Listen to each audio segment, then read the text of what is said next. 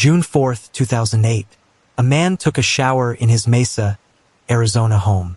His ex-girlfriend was there, with a knife and a gun. What happened in that bathroom would be one of the most brutal murders in recent history. 27 stab wounds, throat slashed from ear to ear, a gunshot to the head, and a camera that accidentally captured the final moments. But what made this case truly shocking was what came after.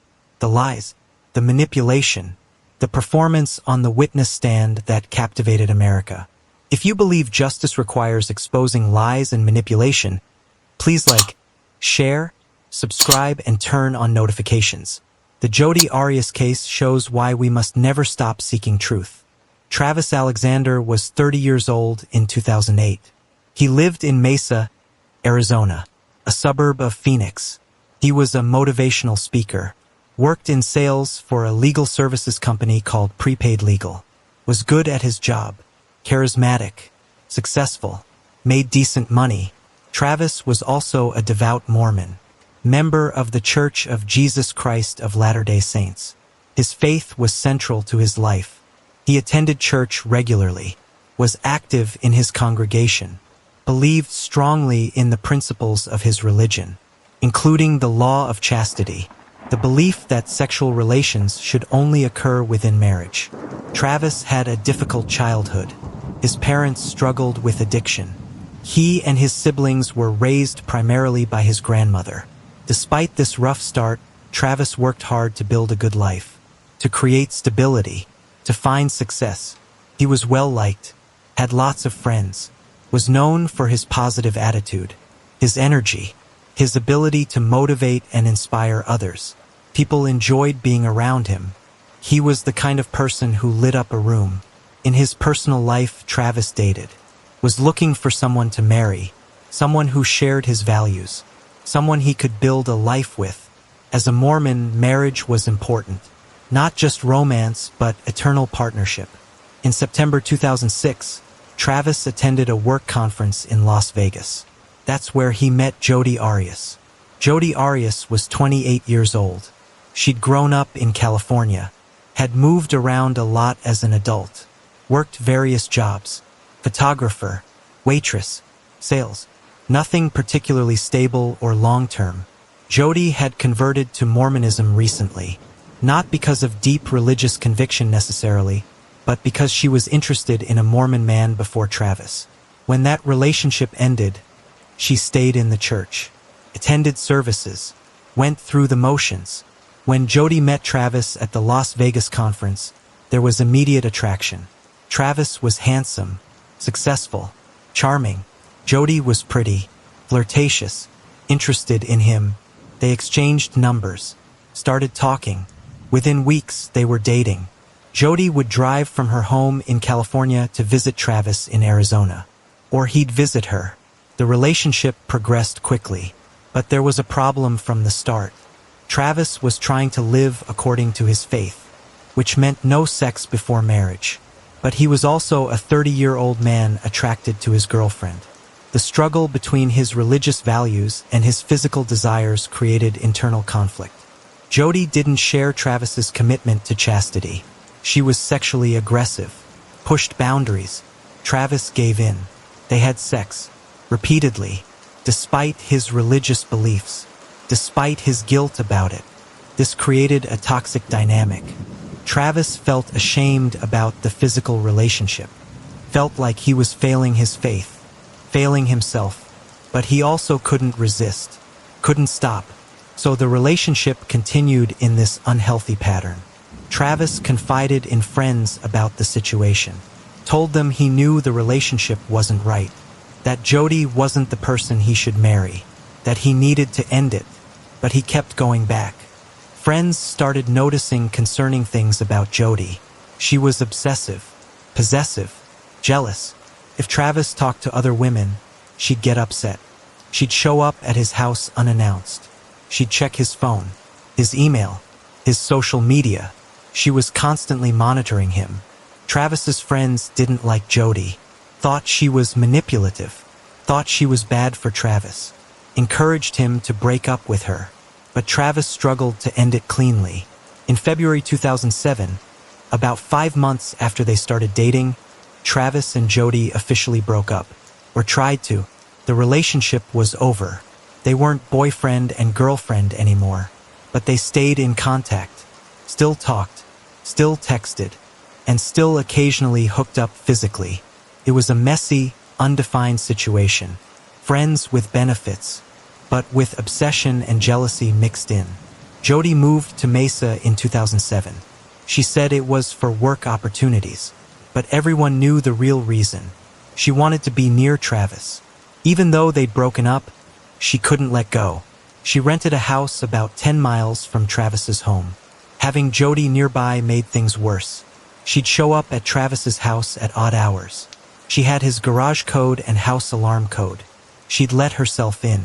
Travis would come home and find her there. It was intrusive, uncomfortable. Travis started dating other women, looking for someone he could actually build a future with, someone he could marry in the temple, someone who shared his values. This infuriated Jodi. Friends reported that Jodi would stalk Travis's dates, would follow them, would try to sabotage his relationships. She slashed the tires on one girlfriend's car twice. She'd send threatening messages. She was unhinged with jealousy. Travis told friends he was afraid of Jodi, that she was obsessed, that he didn't know how to get rid of her.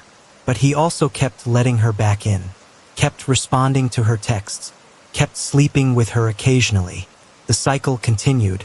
In April 2008, Jodi moved to Yreka, California, about 1,000 miles away from Mesa. Travis was relieved. Maybe distance would finally end this toxic situation. Maybe he could move on. He started dating someone new in May 2008. A woman named Lisa, someone he was serious about, someone he could see a future with. His friends were happy for him. Finally, Travis was moving forward. But Jodi wasn't done.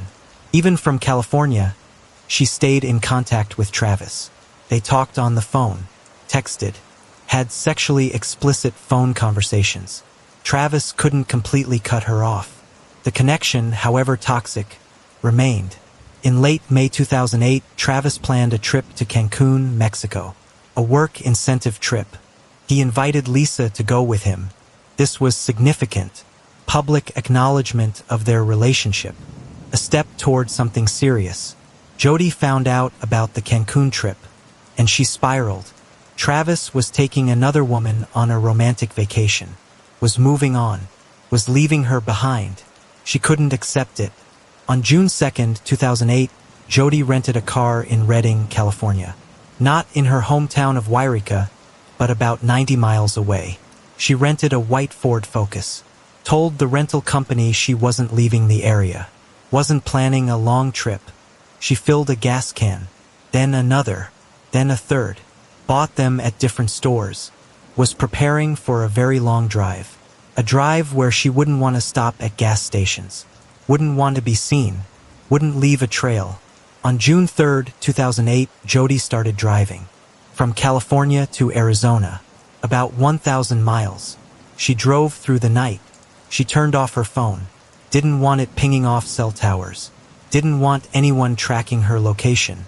She arrived in Mesa, Arizona on June 4th, 2008.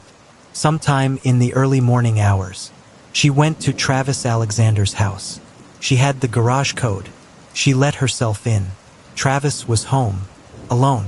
What happened over the next hours would be one of the most brutal murders anyone could imagine. And Jodi Arias would spend the next 5 years lying about every detail. Jodi arrived at Travis's house in the early morning hours of June 4th, 2008. Travis was awake. He knew she was coming. They talked on the phone the night before, had one of their sexually explicit conversations. Despite everything, despite the toxicity, Travis had agreed to see her. What exactly happened when Jodi arrived isn't entirely clear. Only 2 people were there, and one of them would be dead by the end of the day. What is clear from evidence is that Jodi and Travis spent time together. They talked. They were intimate, and at some point they took photographs. Travis's camera, a Sony digital camera, captured photos throughout that day. Some of the photos were innocent. Travis lying on his bed, posing. Normal pictures. Then there were explicit photos. Travis naked, Jodi naked, sexual photos, time-stamped, showing that they were together, that they were intimate. These photos would become crucial evidence later. The last photos of Travis alive were taken at 5:29 p.m. He was in his shower, posing for Jodi, who was taking pictures. Artistic shots. Travis sitting on the shower floor, water running. He looked relaxed, calm, had no idea what was about to happen. At 5:30 p.m., the camera captured a photo. Accidental. The angle was wrong, blurry, but it showed Travis's face. He was still in the shower, but now he looked confused, surprised. Something had changed in that 1 minute. At 5:31 p.m., another accidental photo. This one showed Travis on the bathroom floor. Blood visible. The beginning of the attack. The camera had been dropped, was taking photos as it tumbled, capturing moments of horror. At 5:32 p.m., another photo. This one showed a body on the floor, and a pant leg, a foot, someone standing over the body. Jodi. The camera had captured the killer at the scene.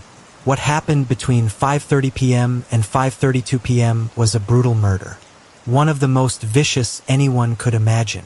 Travis was stabbed 27 times.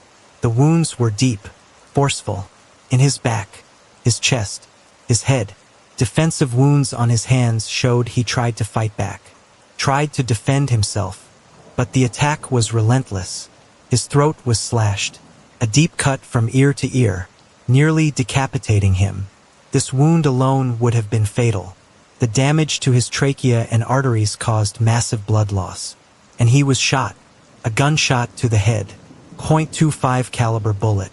Medical examiners would debate whether the gunshot came first or last. But either way, it was part of the attack. Part of the overkill. The bathroom was a blood scene. Blood on the walls. On the floor. In the shower. Everywhere. Travis had bled out in that bathroom. Had died a horrific, painful death. After killing Travis, Jodi dragged his body from the bathroom down the hallway, back to the shower. She put him in the shower stall, tried to rinse away evidence. But there was too much blood, too much evidence. She couldn't clean it all. She took the knife and gun with her, likely threw them away somewhere between Arizona and California. They were never recovered. She put the camera in the washing machine. Probably thought the water would destroy the digital evidence. Thought the photos would be gone. But she was wrong. Digital evidence is resilient. Those photos would be recovered. Would show exactly what happened. Then Jodi left. Drove away from Travis's house. Got back in her rental car. Started the long drive back to California. But first, she needed to establish an alibi. Needed to make it look like she'd been nowhere near Arizona. She drove to Utah, called Travis's friend Ryan Burns in West Jordan, Utah. They'd met at a work conference. She told Ryan she might visit. Now she showed up, late at night on June 4th, hours after killing Travis. Ryan later testified that Jodi arrived around 11 p.m. She seemed tired, said she'd gotten lost. That's why she was late. They hung out, watched a movie. Jodi acted normal, flirtatious, like nothing had happened. Ryan noticed cuts on Jodi's hands, asked about them. She said she'd cut herself on glass at work at Margaritaville, the restaurant where she worked. Said it was a clumsy accident. He didn't think much of it at the time. Jodi stayed overnight at Ryan's house. They kissed, were intimate to a degree, though Ryan later said they didn't have sex. Jodi was creating an alibi, making sure someone saw her, could place her somewhere other than Mesa, Arizona.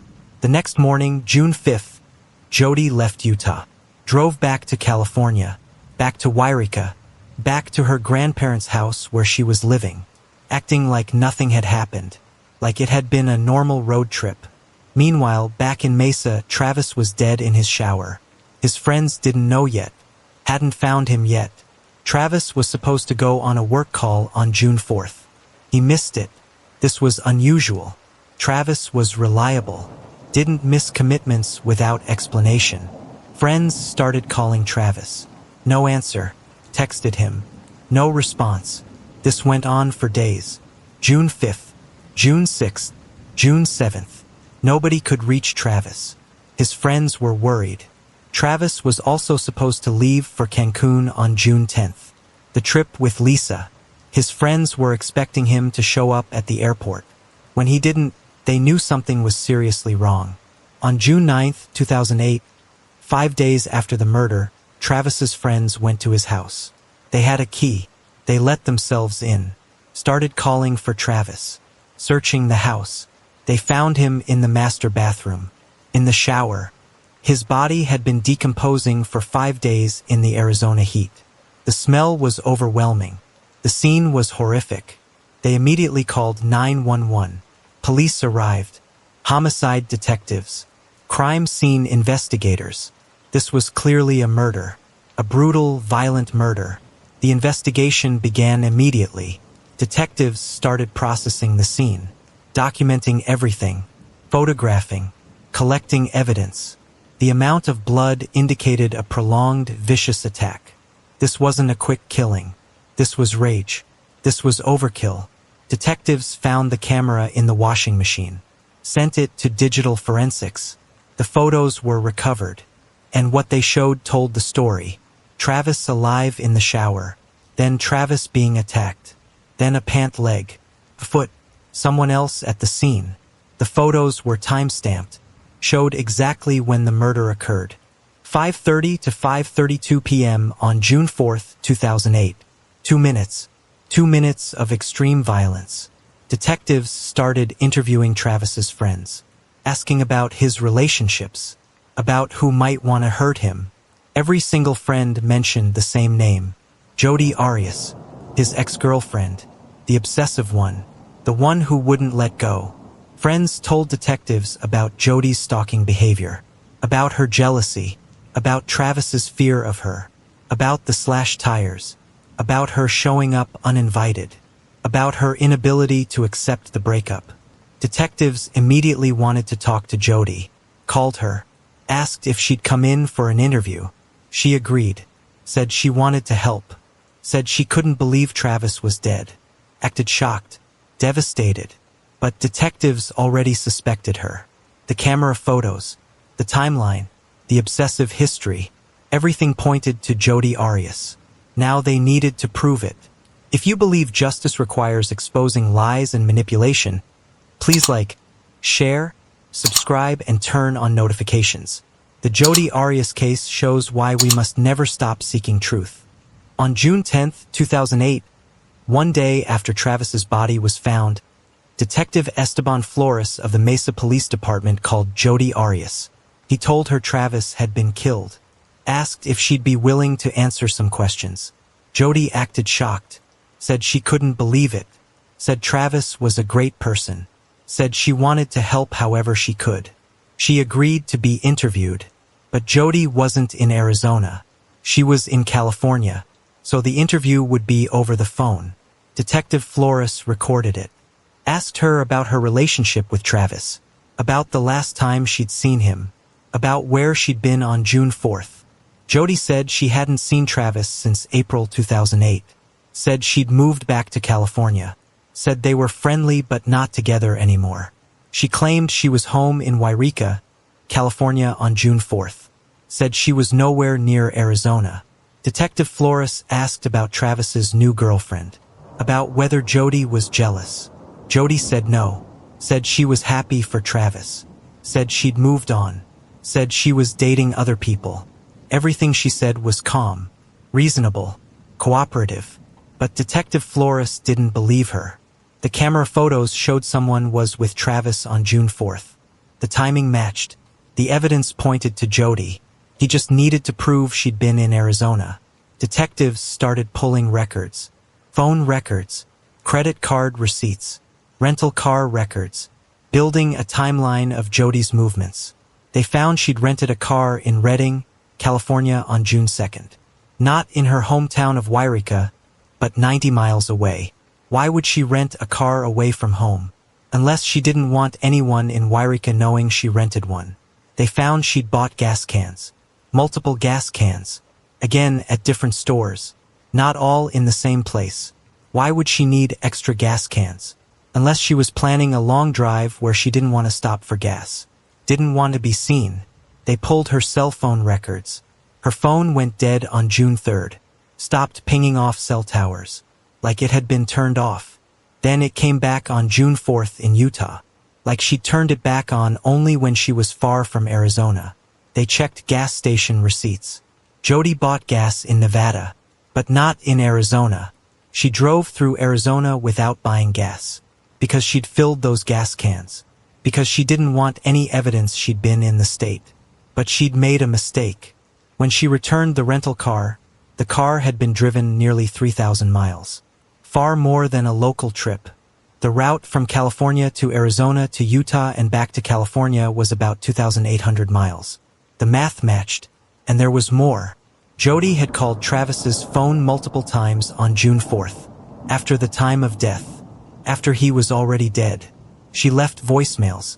"Hey Travis, it's me. Just calling to see how you are. Call me back." Acting like she didn't know what had happened, trying to create the illusion she'd been somewhere else, that she was just checking in like normal. The evidence was mounting. Jodi had been in Arizona, had been at Travis's house. The camera photos proved it. The rental car mileage proved it. The timeline proved it. On July 15, 2008, more than a month after the murder, Detective Flores called Jodi again. This time he confronted her, told her they had evidence she'd been in Arizona, that the camera photos showed her there. Jodi's story changed. She admitted okay, yes, she'd been to Arizona, but she said she'd visited Travis during the day. Said they'd taken photos. Said everything was fine when she left. Said Travis was alive. She said after she left Travis's house, 2 intruders must have broken in. They must have killed Travis. She didn't know who they were or why they'd done it. But it wasn't her. She'd been long gone when Travis was killed. Detective Flores didn't buy this either. The evidence didn't support intruders. There was no sign of forced entry. Nothing was stolen. This was personal. This was someone who knew Travis. Someone who had access to his house. On July 15, 2008, Jodi Arias was arrested in Wairika, California. She was charged with first-degree murder. Extradited to Arizona. Held without bond. After her arrest, Jodi was interviewed again. This time at the jail. This interview was recorded on video, and it became one of the most watched pieces of evidence in the entire case. Detective Flores sat across from Jodi, went through the evidence.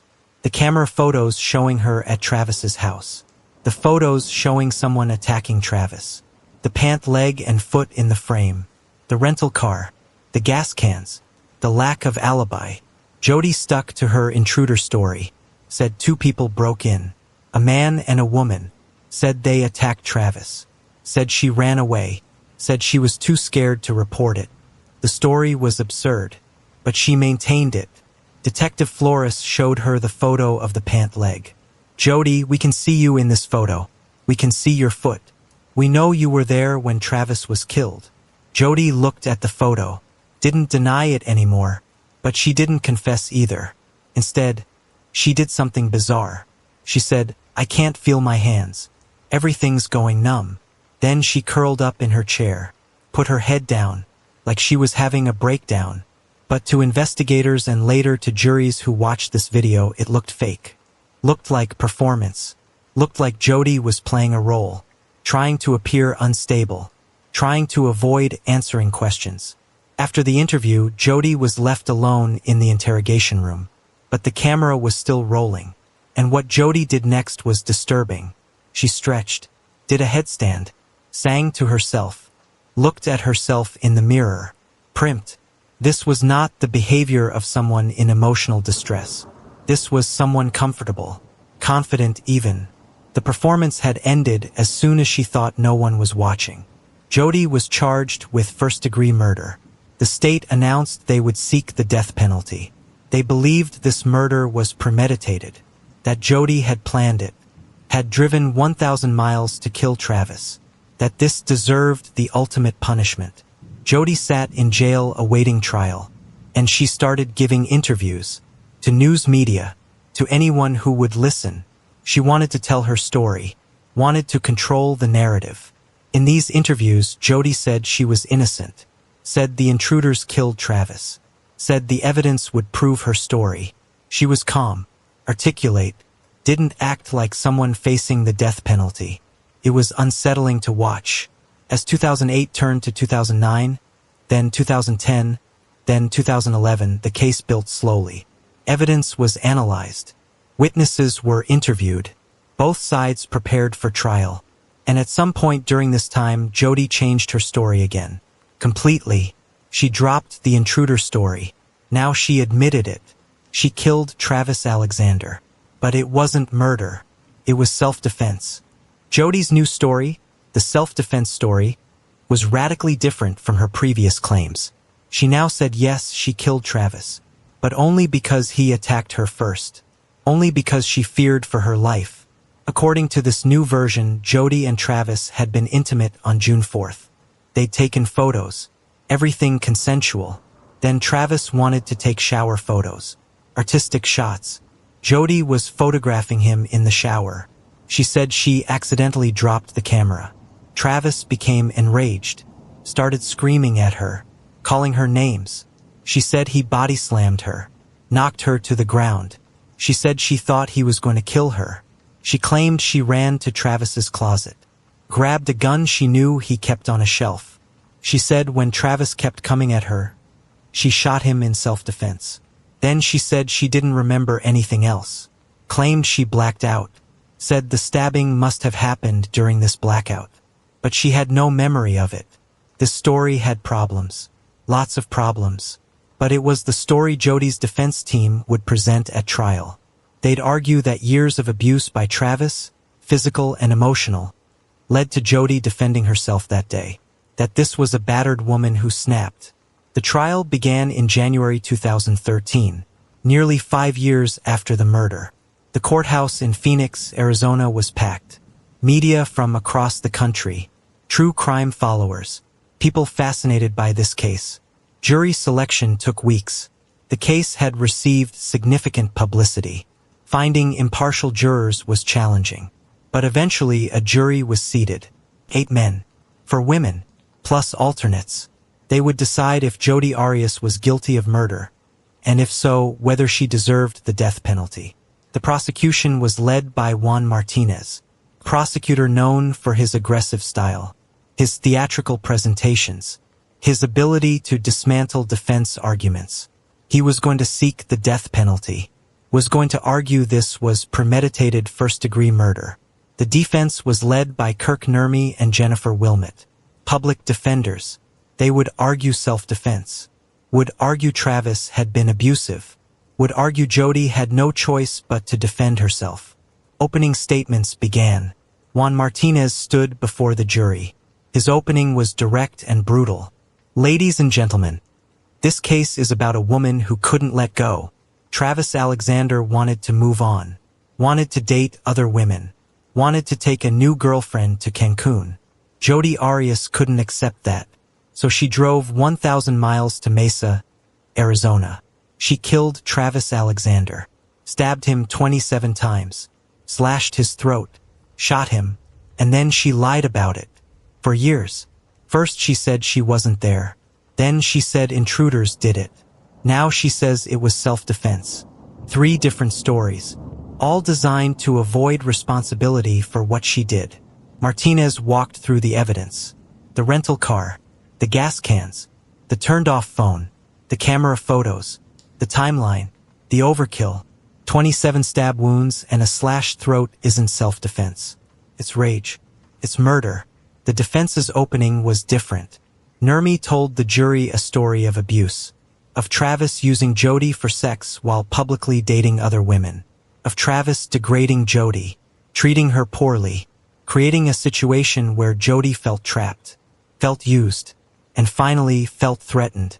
Yes, Jodi killed Travis Alexander. She admits that, but she did it because he attacked her, because she feared for her life, because in that moment it was kill or be killed. That's not murder. That's self-defense. The prosecution began presenting evidence. The crime scene photos were horrific. The bathroom covered in blood. Travis's body in the shower. The defensive wounds on his hands. The jury looked disturbed. Some looked away. The medical examiner testified about Travis's injuries. 27 stab wounds. Some shallow.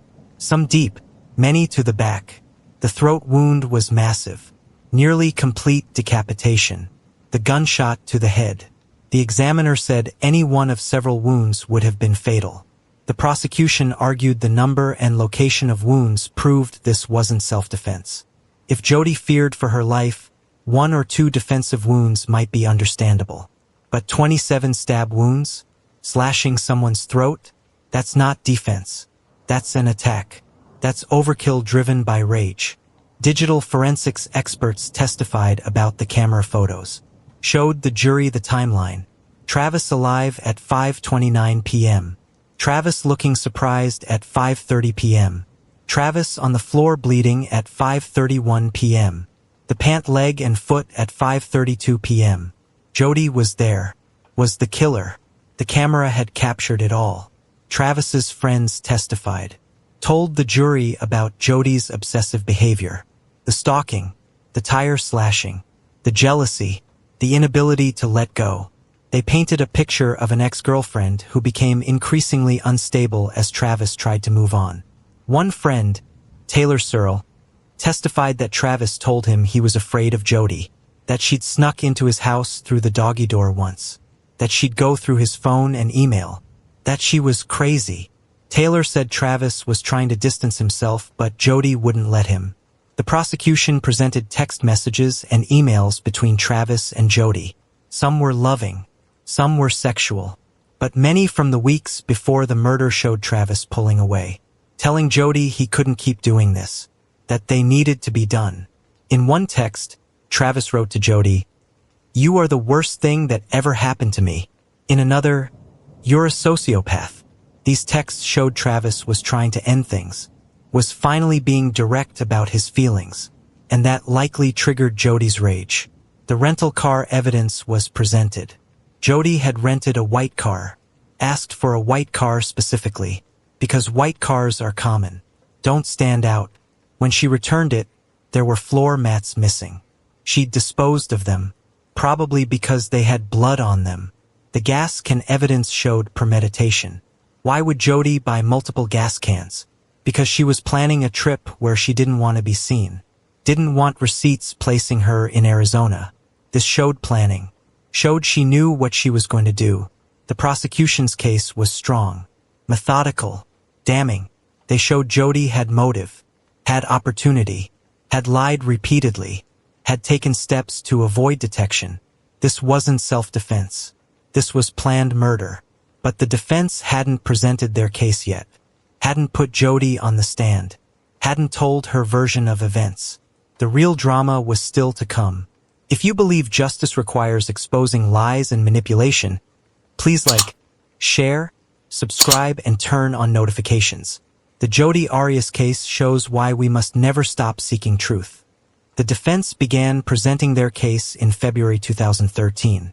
Their strategy was to put Travis on trial, to paint him as abusive, to make the jury see him as someone Jodi needed to defend herself against.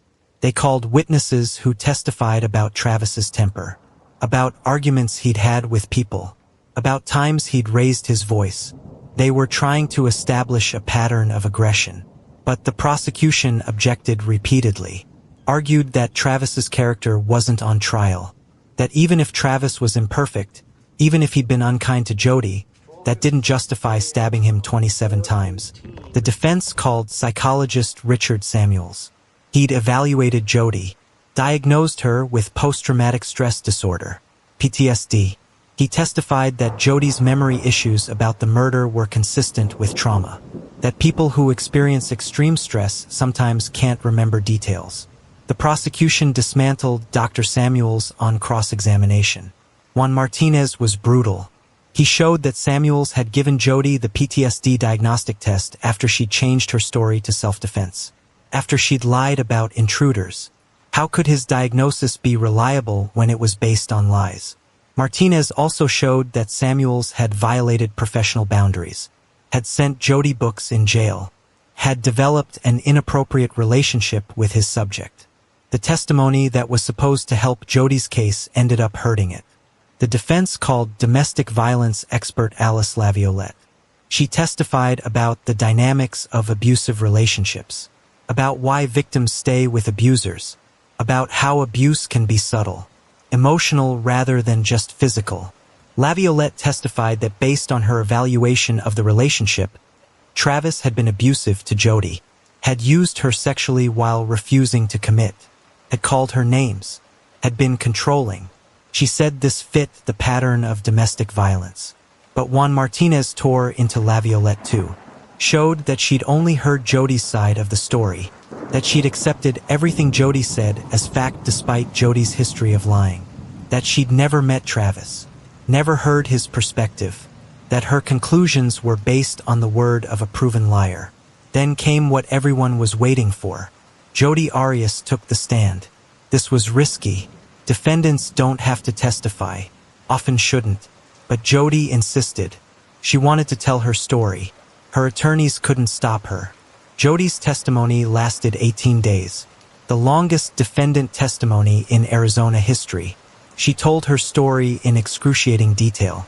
Every aspect of her relationship with Travis, every intimate moment, every argument, everything. She testified that Travis was her first real boyfriend, that she fell deeply in love with him, that she converted to Mormonism for him, that she moved to Arizona to be near him. But she said Travis treated her poorly, used her for sex while dating other women publicly, called her names like whore and slut, made her feel worthless. She painted herself as a victim, as someone who just wanted love but was manipulated and abused. She testified about June 4, 2008, said she'd stopped in Mesa on her way to Utah, said Travis had invited her, said they'd been intimate, said they'd taken photos, everything consensual, everything fine. Then she got to the moment. She said she dropped the camera. Travis became enraged, started screaming. She said he body slammed her. She ran. He chased her. She grabbed the gun, shot him. Then everything went black. She claimed she didn't remember the stabbing, didn't remember slashing his throat, said she must have done it, the evidence proved it, but she had no memory. The trauma had caused her to dissociate, to black out, to lose time. She cried on the stand, often, dramatically, but to many watching, the tears seemed fake, seemed performed. She'd look at the jury, gauge their reactions. It felt calculated, manipulative. The defense spent days with Jodi, letting her tell her story, trying to make her sympathetic, trying to make the jury understand her perspective. But then came Juan Martinez's cross-examination, and this is where everything fell apart for Jodi. Martinez was relentless, aggressive. He didn't let Jodi get away with anything. Every lie, every inconsistency, every manipulation, he called it out. He showed her the gas cans, asked why she bought them. Jodi said she didn't want to get stranded in the desert. Martinez pointed out she'd driven through the desert many times before without extra gas. Why now? Why on this specific trip? He showed her the rental car receipt, asked why she rented it 90 miles from home. Jodi said that location had better rates. Martinez showed records proving the rates were the same in Wairika. She had no good answer. He went through her lies. First you weren't there, then intruders killed him. Now it's self-defense. Which story is true, Ms. Arias? Jodi tried to maintain composure, tried to seem credible, but Martinez wouldn't let up. He was relentless. For days, weeks, he picked apart every detail of her story. He focused on the gun. Jodi claimed Travis had a gun in his closet. That's what she grabbed. But none of Travis's friends or family knew about this gun. Travis had never mentioned owning a gun. There was no purchase record, no registration, no evidence a gun ever existed in that closet. Martinez suggested the truth. Jodi brought the gun. She'd planned this. Her grandfather had reported a .25 caliber gun stolen from his home around the time Jodi made this trip. The same caliber used to shoot Travis. Jodi had stolen her grandfather's gun, brought it to Arizona, used it to kill Travis. Jodi denied this, but the evidence suggested otherwise. The stolen gun, the timing, the caliber match. It was too coincidental. Martinez also focused on the overkill. If you were defending yourself, why 27 stab wounds? Why slash his throat ear to ear? Jodi couldn't explain it. Said she didn't remember. Said she blacked out. But Martinez pushed. You remembered shooting him. You remembered running. You remembered grabbing the gun. But you don't remember stabbing him 27 times? You don't remember nearly cutting his head off? How convenient. The cross-examination was devastating. Jodi's credibility was destroyed. Her story didn't make sense. Her explanations didn't hold up. The jury watched her squirm, watched her contradict herself, watched the lies unravel. By the time Martinez finished, Jodi's testimony had hurt her case more than helped it. She'd spent 18 days on the stand, and all she'd done was prove she was a liar, a manipulator, someone who'd say anything to avoid responsibility. Both sides rested. Closing arguments came next, and the jury would soon decide Jodi Arias's fate. Closing arguments in the Jodi Arias trial began in May 2013. After months of testimony, hundreds of pieces of evidence, and Jodi's 18 days on the stand, both sides made their final pitches to the jury. Juan Martinez went first for the prosecution. His closing argument was powerful, methodical. He walked the jury through every piece of evidence, every lie Jodi had told, every inconsistency in her story. Ladies and gentlemen, Jodi Arias planned this murder. She rented a car far from home. She bought gas cans so she wouldn't have to stop in Arizona. She turned off her phone. She stole a gun. She drove 1,000 miles. She killed Travis Alexander. And then she lied. For 5 years. Martinez showed the timeline again. The camera photos. Travis alive. Then attacked. Then the pant leg showing Jodi was there. The evidence was undeniable. He addressed the self-defense claim. 27 stab wounds isn't self-defense. Slashing someone's throat ear to ear isn't self-defense. This is rage. This is a jealous ex-girlfriend who couldn't accept that Travis was moving on. That he was taking another woman to Cancun. That he was done with her. Martinez reminded the jury of Jodi's lies. First, she wasn't there. The evidence proved she was. Then intruders killed him. The evidence proved that was false. Now she says self-defense. But the evidence shows this was planned murder. When the evidence doesn't fit her story, Jodi just changes the story. How many stories does it take before we see the truth? That Jodi Arias is a liar, a manipulator, and a murderer. He played clips of Jodi's testimony, showed her contradictions, showed her inability to explain the overkill, showed how she performed for the jury, the crying that seemed fake, the answers that were too rehearsed. Jodi Arias is guilty of first-degree premeditated murder. The evidence proves it beyond any reasonable doubt. And she deserves to be held accountable for what she did to Travis Alexander. The defense's closing was different. Kirk Nurmi tried to humanize Jodi, tried to make the jury see her as a victim, someone who'd been used and abused by Travis, someone who finally fought back when she feared for her life. Yes, Jodi killed Travis Alexander. She admits that. But this was not premeditated murder. This was self-defense. Travis attacked Jodi. She defended herself. What happened in that bathroom was tragic. But it was not murder. Nurmi tried to explain away the evidence. The gas cans? Jodi was just being cautious. The rental car? Just coincidence. The lies? She was scared, traumatized, in denial about what happened. But his arguments felt weak. The evidence was too strong. The lies were too obvious. The premeditation was too clear. The jury began deliberating on May 3, 2013. They had to decide. Was Jodi Arias guilty of first-degree murder, second-degree murder, manslaughter, or was she not guilty by reason of self-defense? The jury deliberated for 15 hours across 4 days. They reviewed evidence, watched testimony clips, discussed every detail. On May 8, 2013, they reached a verdict. Everyone returned to the courtroom. Jodi was brought in. Travis's family filled the gallery. The tension was overwhelming. The judge asked if the jury had reached a verdict. The foreperson stood. "We have, Your Honor." The clerk read the verdict.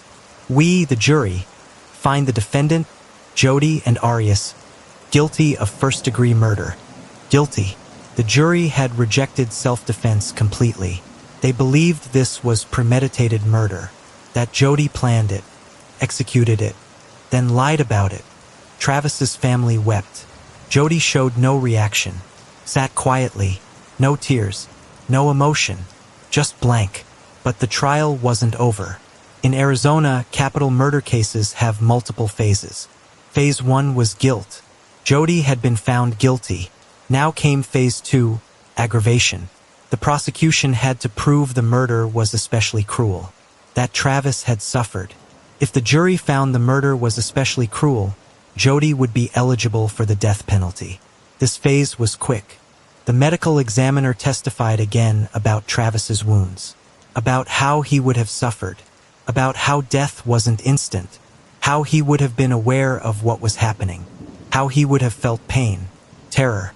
The jury deliberated briefly, found the murder was especially cruel. Jodi was now death penalty eligible. Phase 3 was sentencing. The jury had to decide, life in prison or death? The prosecution argued Jodi deserved death. She'd brutally murdered an innocent man, had shown no remorse, had lied repeatedly, had blamed the victim, had shown she was dangerous, irredeemable. The defense argued for life, said Jodi was young, that she had no prior criminal record, that she could contribute to society even from prison, that death was too severe. Travis's family gave victim impact statements. They described their loss, the pain of losing Travis, the horror of learning how he died, the trauma of sitting through the trial. They wanted Jodi to receive the death penalty. Travis's brother spoke. "Jodi Arias killed my brother in the most brutal way possible. She deserves the harshest punishment. She deserves death." Jodi was given the opportunity to speak. She stood, addressed the jury, and what she said shocked everyone. Instead of showing remorse, instead of apologizing, Jodi said she preferred the death penalty over life in prison. Said she couldn't imagine spending the rest of her life in a cage. Said if the jury gave her life, that would be worse than death. This statement backfired. The jury didn't appreciate being told what to do, didn't appreciate Jodi's continued manipulation. The jury deliberated on sentencing, but this time they couldn't reach a unanimous decision. In Arizona, death penalty verdicts must be unanimous. If even one juror disagrees, it's a hung jury on sentencing. The jury was deadlocked. 8 voted for death, 4 voted for life. They couldn't agree. This meant a sentencing retrial. A new jury would be brought in. They'd hear evidence only about sentencing, would decide between life and death. Jodi remained in jail, awaiting her fate. The case that had already lasted 5 years would continue even longer. If you believe justice requires exposing lies and manipulation, please like, share, subscribe, and turn on notifications. The Jodi Arias case shows why we must never stop seeking truth. The sentencing retrial began in October 2014. A new jury was selected. 12 people who hadn't been part of the original trial. They would hear evidence only about sentencing. Would decide if Jodi Arias deserved life in prison or death. The retrial was shorter than the original trial, but it was still dramatic. Both sides presented witnesses about Jodi's character, about who she was, about what she deserved. The prosecution called Travis's family again. They testified about the impact of his murder, about how their lives had been destroyed, about justice requiring the ultimate punishment. They also called witnesses who'd known Jodi, who testified about her behavior in jail, about how she'd given interviews to media, how she'd seemed to enjoy the attention, how she'd shown no genuine remorse. The defense called Jodi's family, her mother, her aunt. They testified about Jodi's childhood, about difficulties she'd faced, about how they loved her despite what she'd done. They begged the jury to spare her life. The defense also brought experts who testified about life in prison, about how Jodi would never be free, about how life without parole was still a severe punishment. They argued death wasn't necessary, that life in prison would ensure she never hurt anyone again. Jodi testified again, briefly this time. She'd learned from the first trial, knew her 18 days on the stand had hurt her. This time she was shorter, more controlled. She said she was sorry for the pain she'd caused Travis's family, said she wished she could take it back. But her apology felt hollow, performed. After years of lies, her words meant nothing. The jury deliberated for 5 days. They were stuck, just like the first jury. They couldn't reach unanimity. On March 5, 2015, they announced they were deadlocked. 11 jurors voted for death.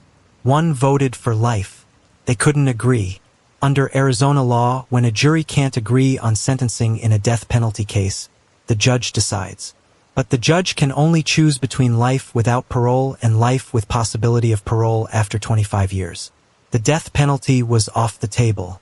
On April 13, 2015, Judge Sherry Stevens sentenced Jodi Arias. The courtroom was full. Travis's family, media, the public. The judge addressed Jodi. Ms. Arias, you have been convicted of the brutal murder of Travis Alexander. The jury found this was premeditated, that the murder was especially cruel. 2 separate juries could not agree on whether you should receive the death penalty. Therefore, it falls to me to sentence you.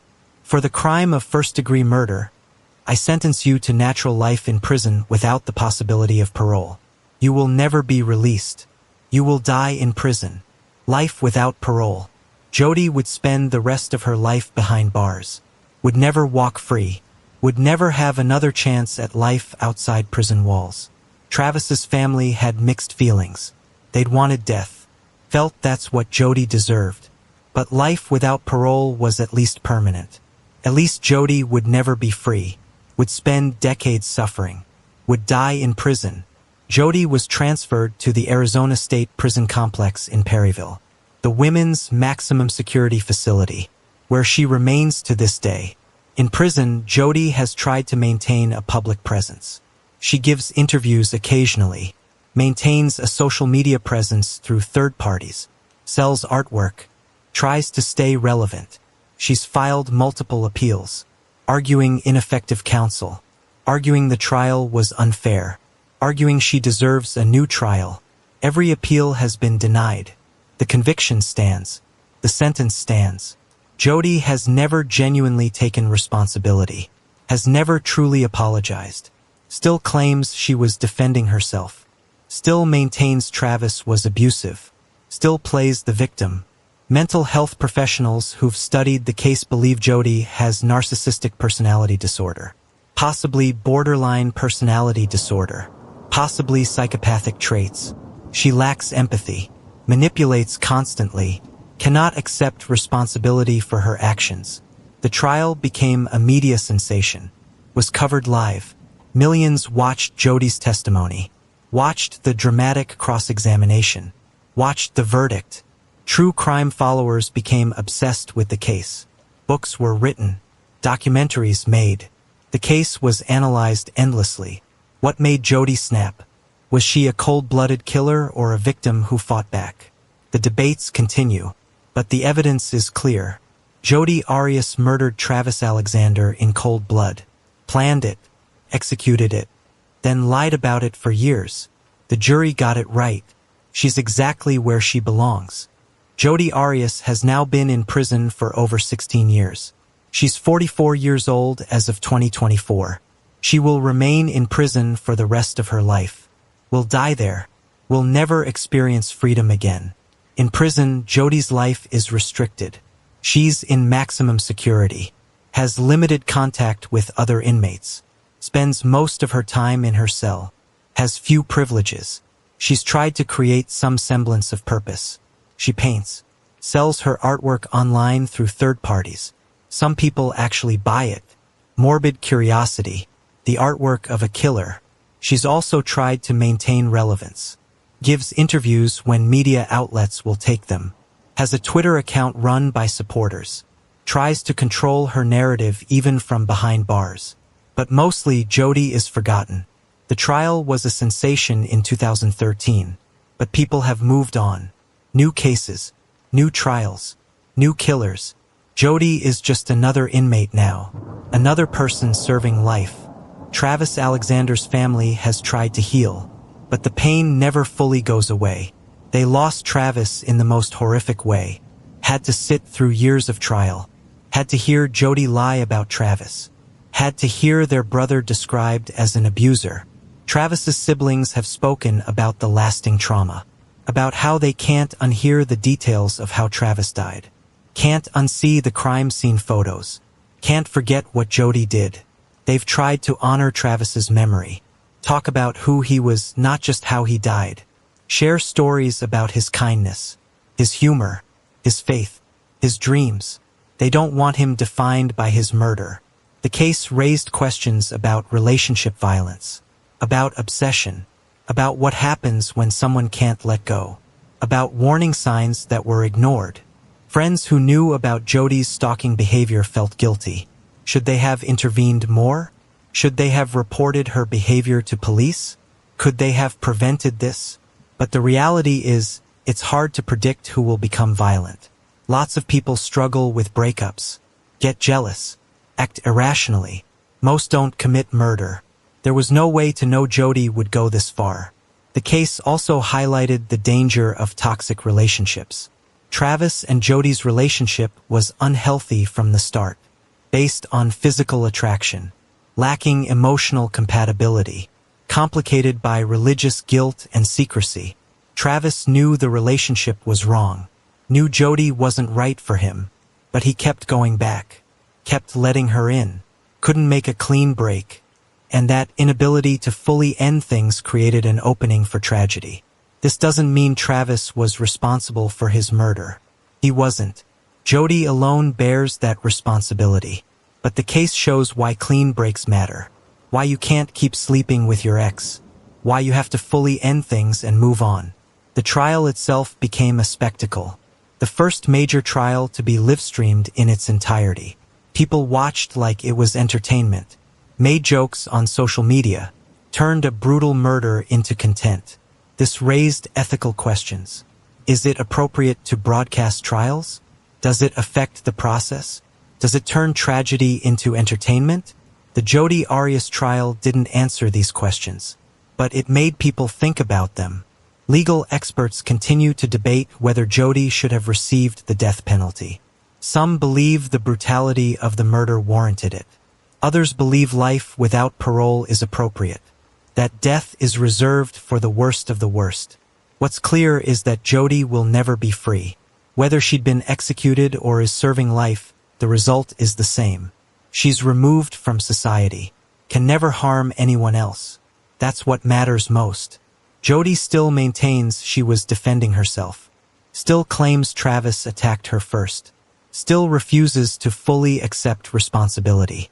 This is consistent with her personality disorders. Narcissists can't admit fault, can't accept that they're the problem. She'll likely spend the rest of her life believing she's the victim, that Travis was the abuser, that she was justified in killing him. She'll never have genuine remorse, never truly understand the magnitude of what she did. For Travis's family, this makes healing harder. There's no apology, no acknowledgement, no closure, just Jodi continuing to blame Travis from prison, continuing to tarnish his name, continuing to play victim. The case serves as a reminder about the dangers of obsession, about how relationships can turn toxic, about how rejection can trigger violence in certain people, about why we need to take stalking seriously, about why red flags matter. Jodi showed warning signs: the stalking, the tire slashing, the inability to accept the breakup. These weren't just annoying behaviors. They were indicators of someone capable of violence. Looking back, the signs were there, but predicting violence is difficult. Most stalkers don't kill. Most jealous exes don't murder. Jodi was an outlier. Someone whose obsession crossed from unhealthy into deadly. Travis Alexander was 30 years old when he died. Had his whole life ahead of him. Was successful. Popular. Had dreams and goals. All of that ended in his bathroom on June 4th, 2008. Because an ex-girlfriend couldn't let go. Rest in peace, Travis Alexander. You deserved better. You deserved to live. You deserved to find real love. You deserved the future Jodi stole from you. This case reminds us that when someone shows you who they are, believe them. When someone can't accept rejection, that's dangerous. When someone stalks and harasses, that's not love. That's obsession. And obsession can kill. Watch for the warning signs. Take stalking seriously. Report concerning behavior. Make clean breaks from toxic relationships. Protect yourself and others. Because what happened to Travis could happen to anyone. All it takes is one person who can't let go. One person who chooses violence over acceptance. One person like Jodi Arias. Stay safe out there. Travis Alexander was 30 years old. A motivational speaker with a bright future who deserved to live, love, and achieve his dreams. Instead, his life was brutally taken by someone who couldn't let go. Rest in peace, Travis. I'll see you in the next case. If you believe justice requires exposing lies and manipulation, please like, share, subscribe, and turn on notifications. The Jodi Arias case shows why we must never stop seeking truth.